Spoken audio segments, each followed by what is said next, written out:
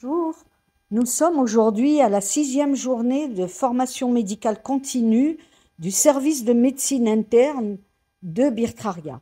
Alors, c'est devenu une tradition, c'est une journée où nous abordons des sujets de pratiques quotidiennes, de pratiques cliniques, en particulier pour nos médecins généralistes. Et donc, on leur parle de recommandations dans plusieurs domaines.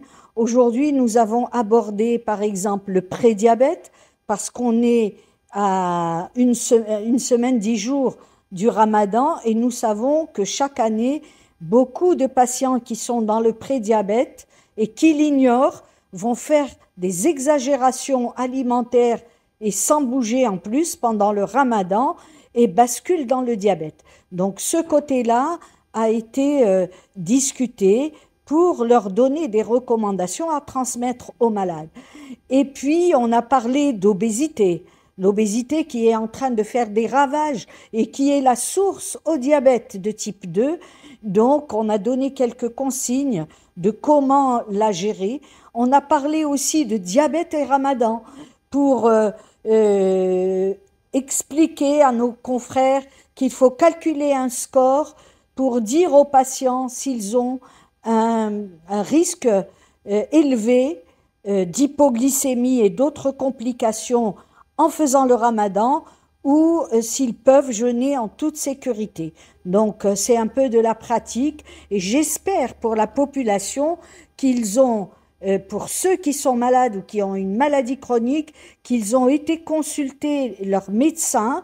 On a commencé 3 mois et 2 mois avant le Ramadan, de façon à ce qu'ils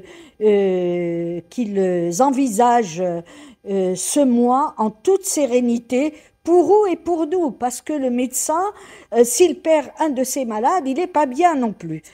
Et puis, on a parlé beaucoup de nutrition en général, mais également de celle du Ramadan, pour donner, par exemple, des consignes, dire que prendre des crudités avant même de manger, avant même d'entamer la shorba, c'est une bonne chose parce que si on boit après, on a les fibres alimentaires qui augmentent et qui vont gonfler, je veux dire, et qui vont retarder l'absorption des sucres et qui sont en même temps des antioxydants. Et puis surtout, il faut réduire les boissons sucrées comme les sodas et toutes sortes de boissons qu'on voit sherbet dehors avec des taux de sucre inconsidérés. La meilleure boisson, c'est l'eau. Il faut boire suffisamment entre l'iftar ou le suhour. Et, euh, et puis, c'est surtout l'eau. Si vous avez envie d'un jus, faites-le à la maison, mais encore une fois, il vaut mieux manger les fruits entiers pour conserver leur pulpe et donc leurs fibres plutôt que de les réduire sous forme de jus. On a aussi parlé de l'hypertension artérielle, des nouvelles recommandations par rapport à cette hypertension artérielle, du syndrome d'apnée du sommeil. Voilà un syndrome qui est très sous-estimé. Les gens sont souvent gros, hypertendus, diabétiques, ils ronflent pendant le sommeil et ils se lèvent fatigués et ils ne vont pas consulter. Eh bien, quand on ronfle, on a mal à la tête quand on se réveille le matin, quand on a l'impression d'avoir pas bénéficié de ses heures de sommeil, et donc dans toutes ces conditions, ou si on a en plus un diabète, une hypertension, il faut consulter son médecin.